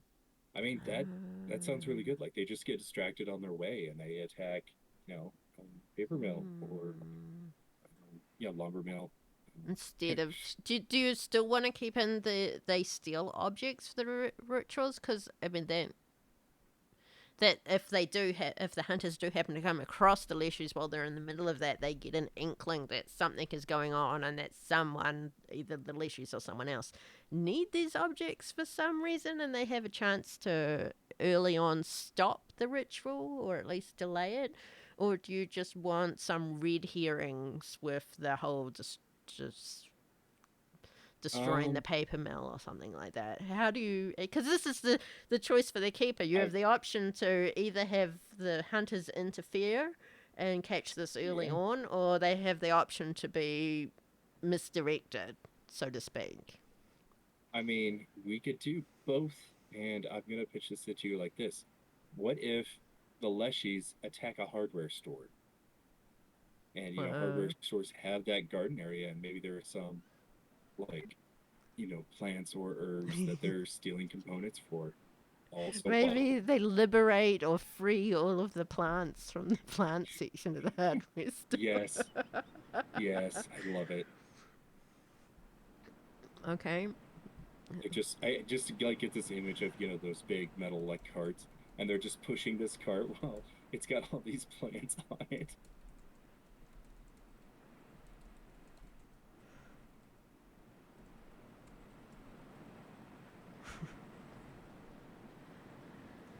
Okay. Yep. Is that all right, or do you want me to add in something more about the components?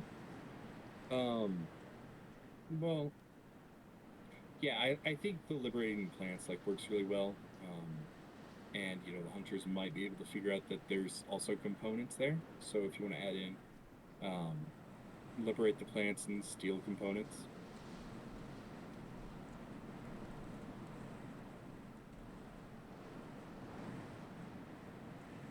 Yeah. As Dixon said, it gives the chance for the hunters to retrieve components as well. It's turning into a really fun mystery. Yeah.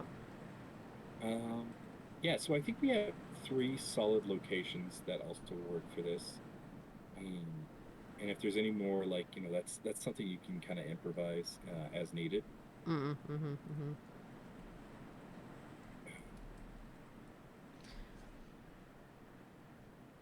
Which brings up the bystanders. Standards. The really obvious ones are the workers and the usual patrons at the breakfast diner, isn't it? Yeah. Um, you can have your witnesses be the workers. Um, there could be security at the Botanic Gardens, at the yeah, thank you. My mind's going blank. or even um, or even a gardener. yeah. Um, Gardener could be an and expert, even. yeah. Um, the you have the staff or the folks at the breakfast diner can work as skeptics or detectives. What else have we got? I refer back to the book when I make a mystery. Yeah, I mean, the gardener could always want the plant back, so they could be like to join the hunt, even. that that could be fun. Okay, so Real gardener. mundane elements there. So what one's that one? Do the right. Join the hunt. Helper. Yes. And you said security would be a witness to reveal information. And the cook and the waitress. The bystanders are sometimes the easiest things. Easiest part of this. Mm, So one could be a gossip and one could be a detective. yeah. I would mix things up and say, well, it depends on if they're going to push to see the cook or not. Because I was going to say, if you mix things up, cook could be the helpful person, and the waitress could be the skeptic. But if they're not going to push past the waitress and actually talk to the cook, that seems like a missed I, opportunity. yeah. I mean, they could just oh, there's just patrons at the um, Yeah, diner yeah. is what I was thinking. Customers, diner customers. Okay, so detective, skeptic, and gossip even. Would you put in a busybody to interfere in other Oh yeah. people's plans? Oh yeah. Yeah.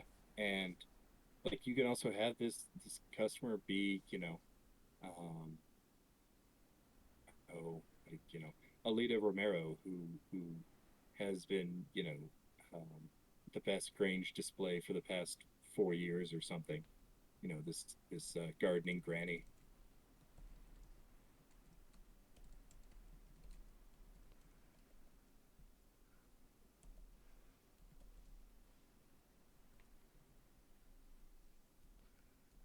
Okay. Do you want to flesh And these yeah, guys out more, or I mean, yeah, we can. But yeah, she would work really well for a busybody because she sees everything and just has to get in. Then we can also get another rival for her.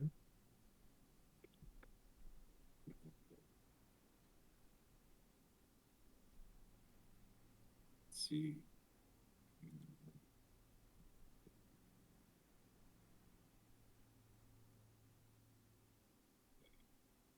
And get some name generation going here. Um, um,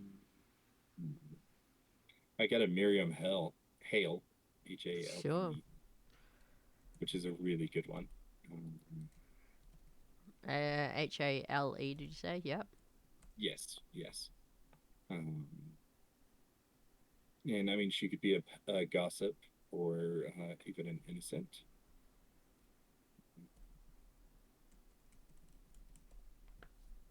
Mm-hmm. We've got Kara Berger, Berger. Um, that could work as a witness as well. Mm-hmm. Um, let's see here. We've got Jacqueline Holloway, which sounds like a very fanciful name. Um, and they might work. So, yeah, go for it. I was gonna say they may work well as a victim who's just going to who gets thrown into the danger. I've got a lot of female names on this, so I'm trying to find some male names as well. Um, Oh, well, that's easy. Curtis, Dixon, yeah, JR. yeah. I was gonna say I've got a Jerry Robinson, a Robert Wright, Anton O'Toole, Chris Roth, which is a cool name. Um, and yeah, those can all work as victims. Maybe if you want to throw in, I mean, because we have so many helpful folks now, um, we can have the gardener be Chris Roth, and he could either act as a helper or be an official to be suspicious. True.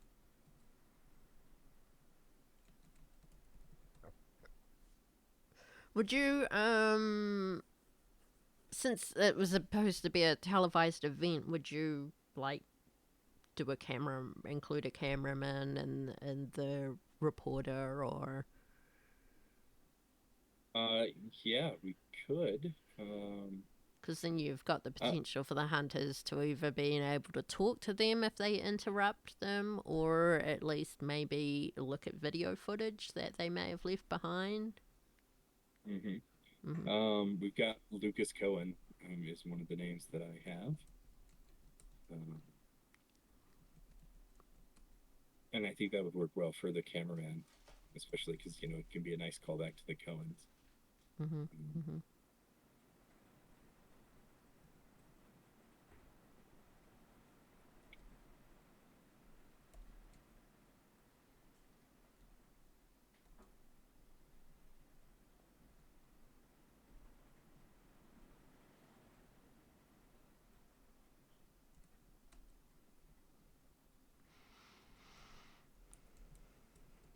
there is a Stormy Jones who's a reporter uh, near me, and used to work near me. I'll put that so I don't get dogs, but um, yeah, Stormy that could with be double E's for Stormy, or Stormy with a it's Y, it's or like Storm IE. with an E.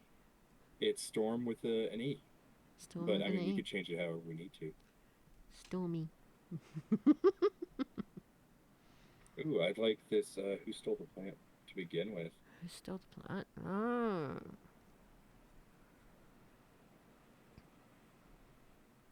I guess they would be the people that the person. I'm assuming it's some rich person who was like, "Oh yes, I need this plant, and we need to put it on display here. So I will now be interviewed in front of the television reporters and all these people." Oh yeah, So let's we need an asshole, basically. um let's do let me look at my list of names here. Let's go with Nicholas Holloway, Oh, so he's and married to it's Jacqueline, or the son of Jacqueline? hmm he's married to Jacqueline, and I mean he could work as an official too. Make it seem like he may talk a lot about how much the flower was worth, or the plant was worth. Mm, And so it may give hunters the inclination that, hey, he might be the one trying to steal this somehow. okay, okay. Stir me. Oh my god, it's But like stormy. yeah, I think the only thing this mystery kind of lacks now is um if we want to kind of give a name to what kind of monster um the druid wants to summon. Um, Gaia. if we ooh, I do The Wrath of Gaia. it could be, yeah, druid That's the trying name to of summon a literal god. That's the name of the mystery. Let's do it. Gaia's Wrath. Unleashing Yes. Gaia's Wrath. Yeah. Because Leashy's unleashing Unleash unleshy. his Unleshy wrath. guy is Yeah. rat. Would you stat out Gaia just in case that happens, or would it be at the point where if Gaia is unleashed, you guys, that's it, humanity's wiped out? I would say if Guy is unleashed, that would be another mystery. Ah. Eritha Gaia, Triad Drag Queen of Doom.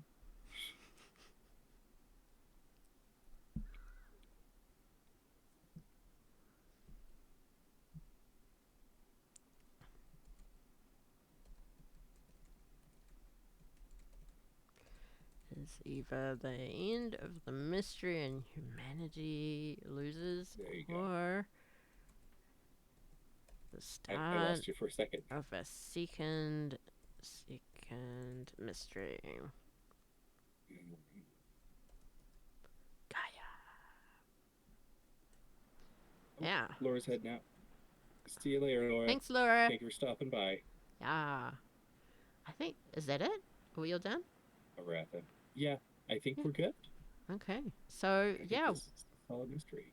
we made a mystery with a monster who is a human druid that gets pissed off because of an exotic plant that was stolen from the Amazon and put on display at the Botanic Garden, and decides to conduct a ritual using his minion Leshies to help gather components, sacrifice human beings, and wishes to unleash the wrath of Gaia upon humanity. And we have a few locations,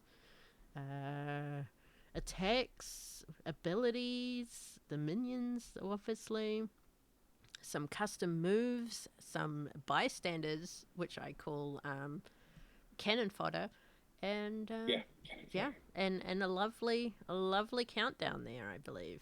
I'm just sorry if yeah. everyone's watching and all the scrolling back and forth. I've stopped now,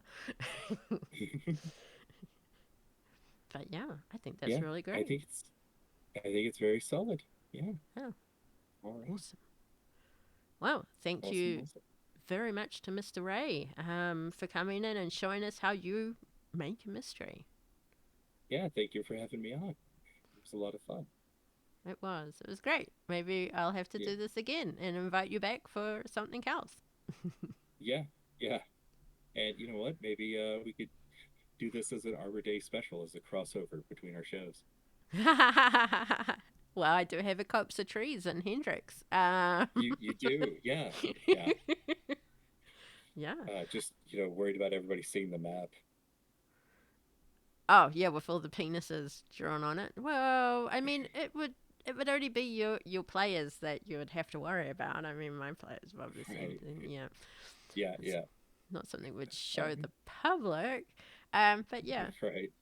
do you want Okay. to quickly pimp all your things again, Mr. Ray? Where can people find yous? Yes.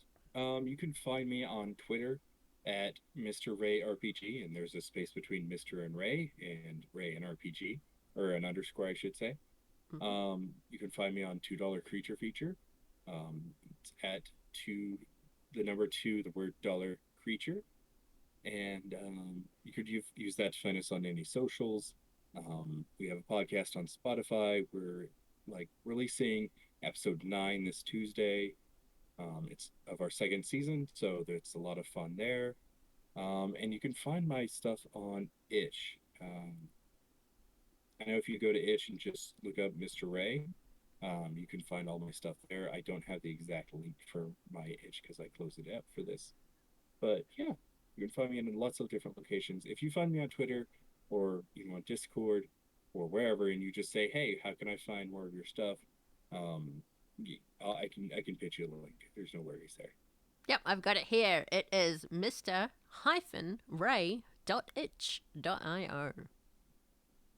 Yeah. Thank you so much. Okay. All right. Thank you to our lovely audience for joining us, for chatting and pitching us with some suggestions that we totally used. To Laura from $2 Creature Feature. We also saw Sam. We saw JR, Dixon, Trixabel, Jaguar. Those are the names I can just remember off the top of my head. All right. Let's see. What have I got coming up next? Well, next and actually tomorrow, if you want to come along, I am doing the cross stitch for the Red Gate and Wolf podcast album cover, and that is from 7 p.m. Eastern, 4 p.m. Pacific. So I'll be right back here. If you haven't already, please drop a follow. Hopefully, I'll be able to do more Monster of the Week related stuff and perhaps have some guests on. But otherwise, I usually do a little bit of cross stitch and crafting and some computer game playing. Yep, Mm-hmm. that's about it. Thank you very All right. much. Now it's time for us to wave awkwardly at the camera while we leave. Bye. Bye.